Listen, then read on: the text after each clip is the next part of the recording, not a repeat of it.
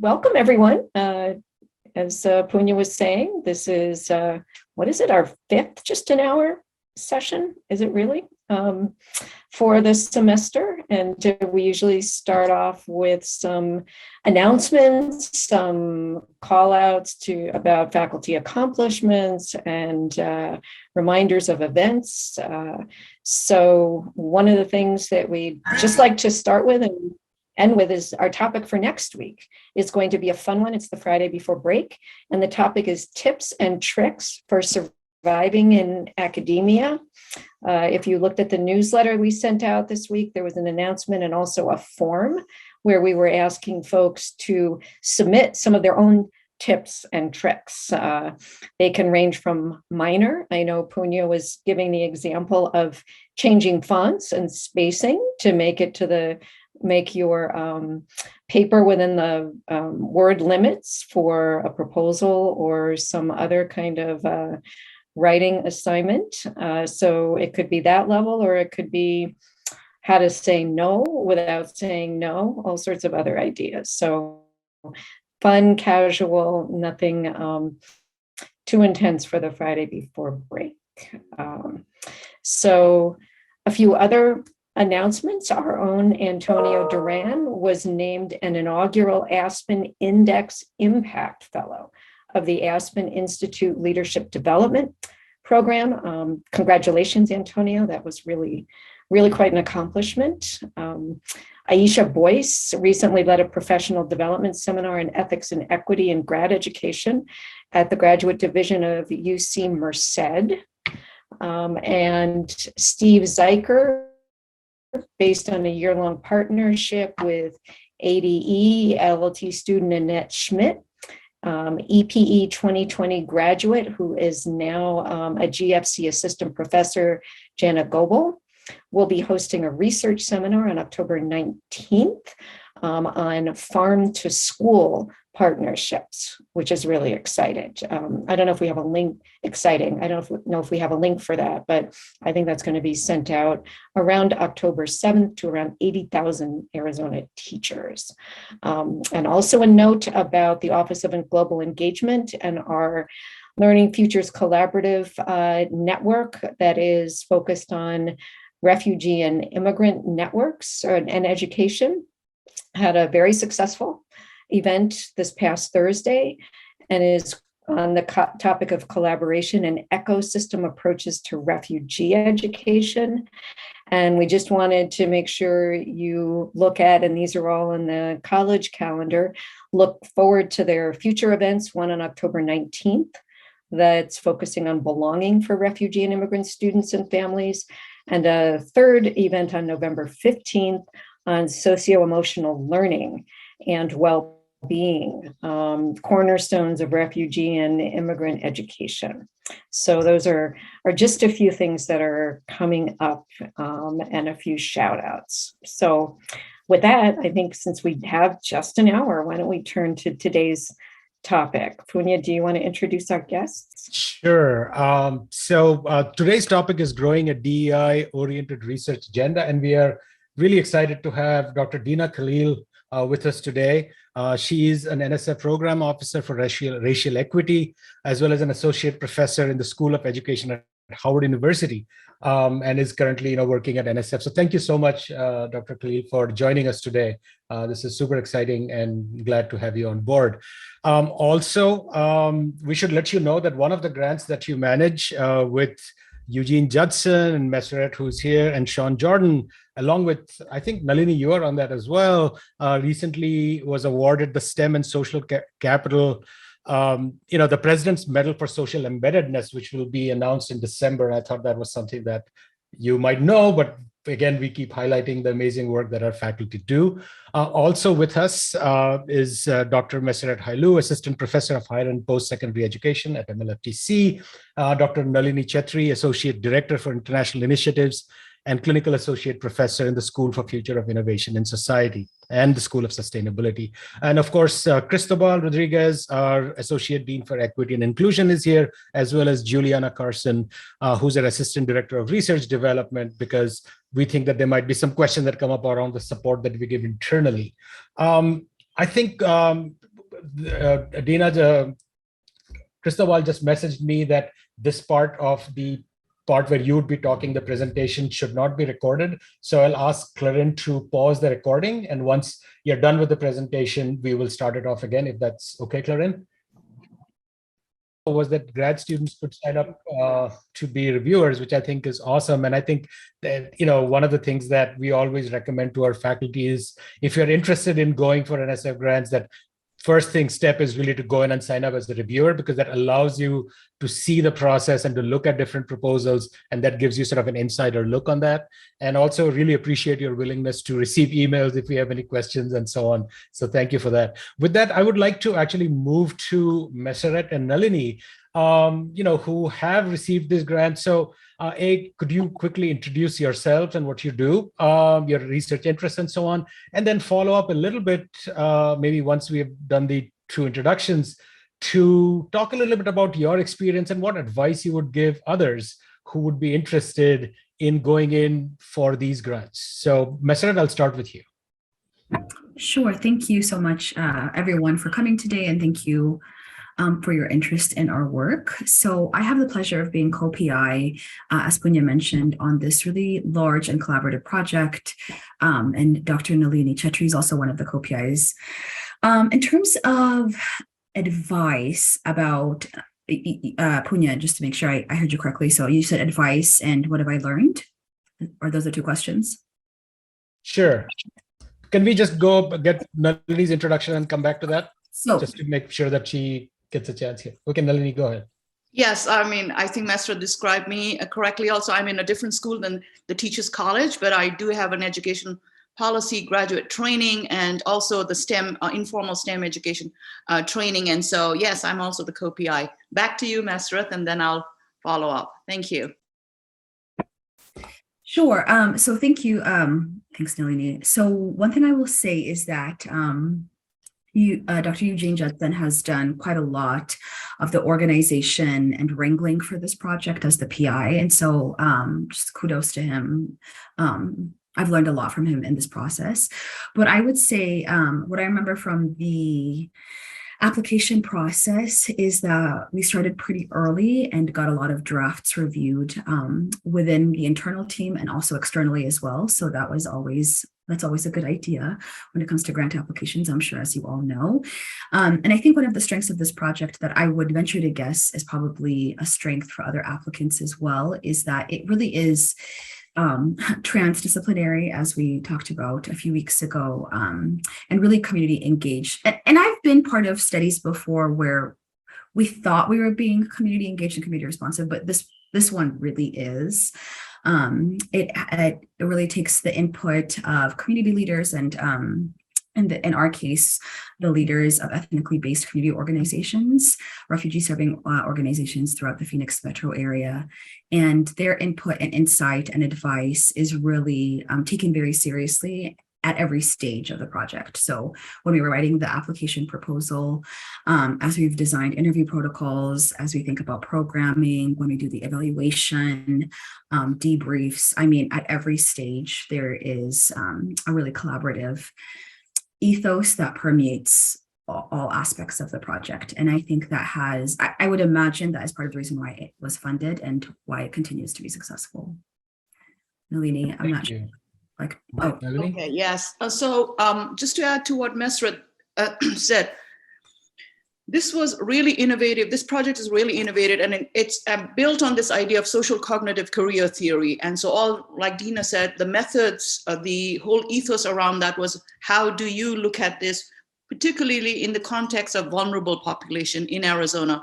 And the vulnerable population that was identified, or the marginalized community that was identified for Arizona, were refugee communities, and the refugee communities who had already not only migrants, but now in some cases had become citizens of the country, but also how was their children and the second generation, think about,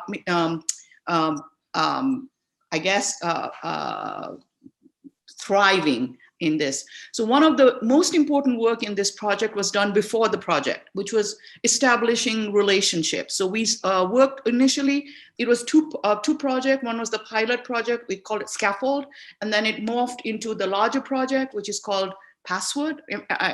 We always get this acronym wrong, but it started with the Burundian communities here. And then right now, we are now launching into the second part, which is with the Syrian, the Somalis, the Congolese, and the Burundian communities also. And then it has an intervention of, we are testing 5 different interventions. One of the intervention is with the idea of the American Dream Academy, of how you prep students and potential students into a STEM career, and is the existing infrastructure of the ASU's American Dream Academy compatible, and does it allow to do that? So there's a pre-test and a post-test. The second intervention is to do something called e-mentoring, when you do one-on-one e-mentoring on STEM and issues like those that work. The third one is field trips, which is, kind of traditional, and then we morphed that. The fourth one is about digital storytelling. So it's a collective of interventions that is, and through an intensive 5-week to a semester-long intervention, does this kind of intervention work? So it builds on the social cognitive theory. One of the things that we have tried to do in addition to these interventions is where Meseret and I are involved, is an additional qualitative study. So we have chosen among the, right now in the Burundian community of the 24 families, we selected 1/3 of them, and we did an in-depth interview. We're still processing those answers before, during, and after with selected families, just to get a sense of and disaggregate gender, race, ethnicity, and see if these actually have effect or impact the ideas of choices of STEM careers or not. And so I think Meseret is leading that effort. She's great to work with. We also have Saida Mohammed, who is, I think, a PhD, who's about to graduate out of the Teachers College. She's also a PhD student there. So all in all, I mean, Eugene has been just the great master in putting this together, because he's brought in different people from the engineering, from the nursing school, from School for the Innovation in Society, where I belong, School of Sustainability, and Teachers College, to bring these different ideas. Because in the career choices that we have in the interventions during the 5 weeks, we have not only dealt with the potential students, but we have dealt with their parents. So this is, and so we expose these ideas to the parents, not just to the students. And I think there is a lot of those multiple innovative ideas and strands of thinking that makes this very exciting. And so, but it is held at West Campus. So we have faculty there, Pamela and others from there too. And so it's quite a drive, 5 weeks, driving there an hour way each way. But the families are mostly located there. And so we try to go where the families go. So Eugene has also tried to do dinners and stuff like that with the Syrian communities and with the different communities, so that we can establish these relationships going on. So multiple things happening. I think that's the reason why he's too exhausted to show up today. But I just wanted to let you know. I hope I captured some of those very fast. Thank you. I think one thing, again, Nalini, thank you for what you shared about particularly how collaborative this piece is. And I think one of the things we want to highlight is that, at MLFTC, we love having these sort of collaborations across colleges. And that's incredibly powerful because it brings a variety of lenses to the work, but also I think enriches the work in really powerful ways. And if we can, if I can beat our drum for a second, this project emerged from a small grant that Eugene wrote many moons ago, which was funded by the MLFTC, which then expanded onto this. And that always makes us feel good because it's like the work, we can support the seed work, which then blossoms and becomes this work. So thank you for that. I would at this point actually like to, if you have any questions that you would like to ask any of our panelists, please feel free to drop them in the chat or start speaking. But I'd like at this point to call JulieAnna Carsen to talk a little bit about sort of the internal support mechanisms that we have here within the college for those interested in going in for these or other grants and NSF grants. JulieAnna? Okay. Yeah, absolutely. So taking zooming out a little bit at the landscape of funding in this type of work, we have quite a few opportunities that have been coming up the last 2 years. I was looking at our database this morning, and 2016, 2017, 2018, there might be 1 or 2 or 3 that had like key terms with equity or systemic equity, and phrasing it different ways. And then starting in 2021, and we track these every year, but our database list just started dropping. It was quite a few added in there. So it's a timely topic and an important topic for many funders across government, NGO, and philanthropic funding spaces. So those are some of the ways that we help faculty is by solicitation summaries, analyzing that funding landscape, knowing where the changes and shifts are, especially with different requirements for applications, the sponsor focus in the philanthropic space. More times than not, they're looking for social change. So they want tangible outcomes of the research or the project or whatever they're going to fund. Whereas perhaps NSF or Department of Education and other federal funders, Department of Labor, they're starting to turn their focus a bit right now with their apprenticeship programs. They may have more black and white. They want to see data sets or, things that other researchers can build upon, more of the fundamental or pure style research. So those different nuances. One way we help faculty is doing a funding landscape analysis. Get that in the right order, otherwise it doesn't make sense. And that's looking at the different funding opportunities that are out there, the different sponsors and what their requirements are and how they differ. And so then the PI can go back to their team and think, okay, do we have the capacity? Do we have the experience? And what do we need to get this proposal together and across the finish line? So that's one thing our team does. We also get down the logistics. We get a little bit more in the weeds with very specific funding opportunities added to our calendar. So you guys can access that on our, I think it's education.asu.edu website. And some of the resources I'm talking about right now are also going to be in the faculty newsletter next week. So you'll actually have hopefully hyperlinked links that you can follow. But our funding calendar list, we just added, and we're in the process of reprogramming it right now with the marketing team and a developer, adding an equity tag in there that explicitly calls out which opportunities are either focused or have, and this is based on textual analysis, have the term equity is coming up, appearing quite a bit in that funding announcement. So it's based on how the sponsor, the verbiage they use, but across the board, we're searching for the folks that are research and want to know our methodology. It's EQUIT, EQUIT. So inequity, equity, systemic equity, those terms are going to come up. However, nuanced terms such as diversity, justice, those may not show up. If you would like us to do a keyword search based on more nuanced terms or research specific lenses, let us know and we can do a targeted search. Also in our pivot funding database through ProQuest, we've been working with them to create curated lists for all faculty at Arizona State University. So if you have an ASU right, you can log into Pivot and see an equity focused curated list of funding opportunities. And then also use that, they have a new calendar function that you can start planning your research agenda by early career funding opportunities, mid-career, and et cetera. And then finally, we have tangentially related a little bit is our new designation. So as a Hispanic Serving Institute at Arizona State University, we anticipate, the goal is to be officially recognized and designated by next spring. And that's going to open up quite a few other opportunities for our PIs that are interested in HSI eligible funding opportunities. And NSF has a few over there, and so does Department of Education and a few other funders. But we actually now have a list of which funding opportunities are only for HSI institutions, and that can be accessed through the RD's blog on Knowledge Enterprise. That link will be in the newsletter if you're interested in that. And yeah, those are some of the logistics that we've got going on. Thank you, JulieAnna. And I just want to second something that Amy posted in the chat, that the support that you and your team and Claren gave to the faculty is greatly appreciated.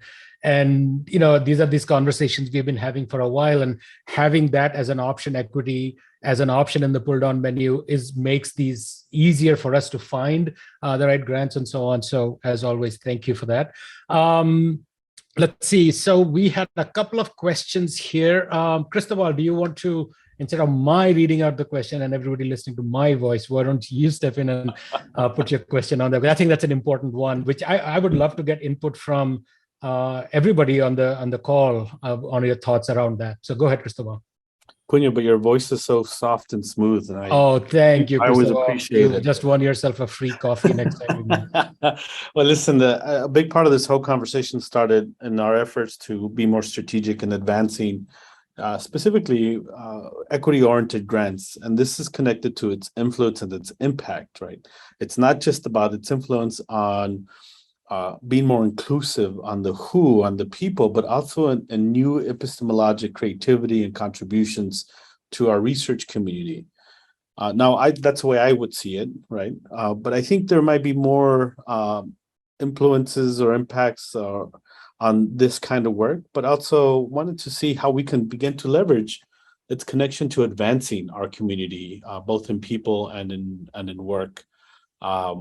Deena, I always look for you for some of your work. I know you and I've had some of these conversations in the past, but I think any of our panelists might be able to answer what that means as far as advancing equity-oriented research grants. Nalini, you had a comment from Meseret. Meseret, maybe you can talk about the AERS submission, which I don't know anything about. So, Sure. So, a part of this, I think with projects of this scope, and again, the people on this call probably know this a lot better than I do, but you end up gathering a lot of data that will just sit there if you don't get it out quickly and disseminate it widely. So part of this has been conference presentations. So last year we submitted a ARA conference proposal that we presented at the 2022 conference about like a systematic literature review of refugees in STEM education and social cognitive career theory, which is what is guiding our work. And this upcoming ARA, we submitted a proposal based on interview data with the Burundian families, just based on this collaborative community collaborative partnership and some of the lessons that we've learned about the impact of race and gender and ethnic heritage in shaping STEM aspirations.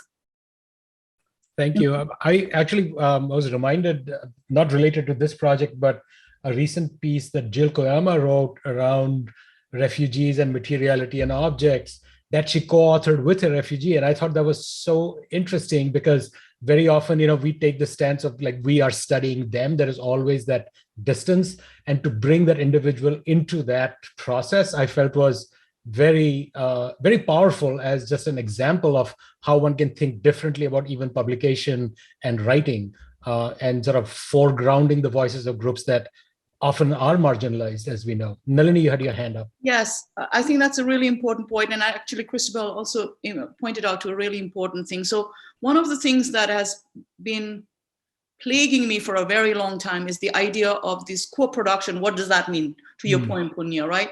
So do our respondents only come in at our need for our need? So do we involve them in the design? Do we involve them in the output? Do they have a voice along the continuum?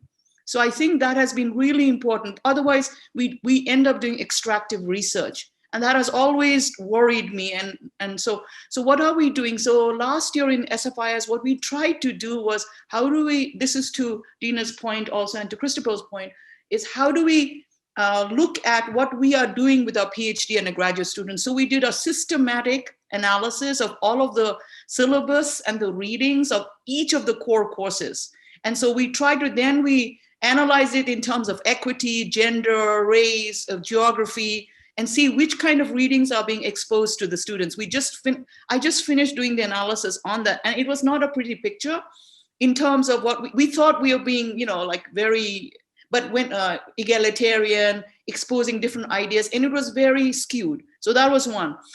So what do we do next from there? So the idea here was if our emerging scholars are not being exposed to these ideas of equity that Deena has been talking about, then how will they even form a research agenda around it? They don't have the critical mass around it. And we are just speaking about it. We're not going deeper into this. We're not looking at writings that are not English, for example. We're not looking at writings that are from the other part of the world. We just don't have the time because we are all operating at warp speed. And so that was the one. The second thing was this idea of positionality. So we are doing a training with the grad students to see what is positionality and how does a writer's or very established scholars' positionality affect the kind of analysis they do, the interpretation to do. Does that matter? And when we really look at equity issues, should we look at it from the literature review perspective or not? So that's the second intervention. And the third intervention was to look at this idea of how are different disciplines. I mean, we are a very interdisciplinary school in SFIS. We've got 55 faculty and probably 51 disciplines. So it's we're really trying to figure out how do every faculty look at equity. And my goodness, do they look at it differently? We're just doing that kind of thing. So this kind of idea that Deena has said, and then what Cristobal has said with HIS has been so profoundly complex, so profoundly difficult, and then we have to operate within the template that we have. So I don't think I know the answer to what Cristobal said, but I think that we are starting to ask the hard question. I'm going to say uncomfortable. It's making a lot of people uncomfortable. And so we hope to go from there. And it also helped that I was a chair of the DEI committee last year, and it made me, I thought I was a much more, I've been a marginalized community. I'm a woman, I'm supposedly highly educated, but it has also made me rethink that I'm not in a position of knowledge based on all of this. So Deena, thank you so much for that. And Cristobal, thank you so much for that. Thank you very much. And I think that this emphasis on theory building and recognizing that is time consuming intellectual work, and that needs to be sort of covered in some way, I think is incredibly important, because at the end of the day, I can name, most of my work was in the field when I was, actively doing the sort of the NSF grants and all of that was in educational technology. And the field of EdTech is littered with projects which were funded, lasted for the duration of the funding, and then nothing, leave no trace behind, right? And it is only when we think about like the theories and the frameworks that we developed, which have the legs to go beyond particular projects. So I think that is truly to be commended. I'm looking at the time here. We are at the last 3 minutes. So I'm just going to open it up for anybody who wants to jump in with a question. Just speak up. I will do the wait time thing of holding my tongue for a little bit and see if any questions pop up. I think I'll just make a brief comment. One of the things that Deena mentioned, I think is critically important, is serving as reviewers and including our graduate students in that process. That in itself is very enriching. A lot of us have done it, and we know we've taken a lot, or we've gained a lot from just reviewing, as to we then use that for our either future proposals or efforts. But I think even allowing the opportunity for graduate students to experience that and gain that experience, and then helping them as well to be able to be in a position to also write, I think would be a wonderful, powerful, kind of experience to provide. I will highlight that Deena, years back, had expressed to me had shared with me how, as a doctoral student at Rutgers, she was doing that. And was almost like writing multiple grants and was able to cover her tuition. So she was like, in a way, I kind of used all that writing to pay my way through my doctoral program. I think of that, of students even being in the position and doing the same. I think it provides not just that opportunity, but even to grow epistemologically, to advance their work, to think how then they're getting ready for their next stage in their careers. And I think how we can leverage that, or think how we include our doctoral students in that process, will be extremely beneficial. Thank you. And, you know, I serve on the doctoral committee of Stephen Weiner, who is an SFIS, a student and doctoral student at SFIS, whose entire grad study was funded by NSF. So I think freed him up to do some really amazing work, and he'll be defending, I think, in a month or two. So really excited about that. So yes, I think graduate students and particularly serving on committees on the review panels is critical. Any last comments or thoughts from the panel? And just to say thank you. It was good to meet you, Deena, and it was wonderful to see some familiar faces and others. And I'm just very appreciative of the fact that you thought to bring me into this very intellectually robust group. Thank you so much. Well, Meseret said that she wouldn't show up if you didn't show up, Nalini. So no, she didn't say that, but she really pushed your name hard, and we were glad to have you on here. So she's such an asset to your program. Thank you. Thank you all. Thank you for the invitation. And I hope to see you all either as reviewers or as folks who are submitting. There you go. Way to end with a pitch. I love it. Indeed. Thank you all. Always needing reviewers, that's for sure. So, Betty, any final thoughts before we may put some last minute? No, just thank you all so much. Just a reminder of next week's Just an Hour on tips and tricks for thriving and surviving in academia. So hope to see you next week, and have a great weekend. I guess that's it. Yeah, and fill out the survey. I'm dropping it here. We are looking forward to next week.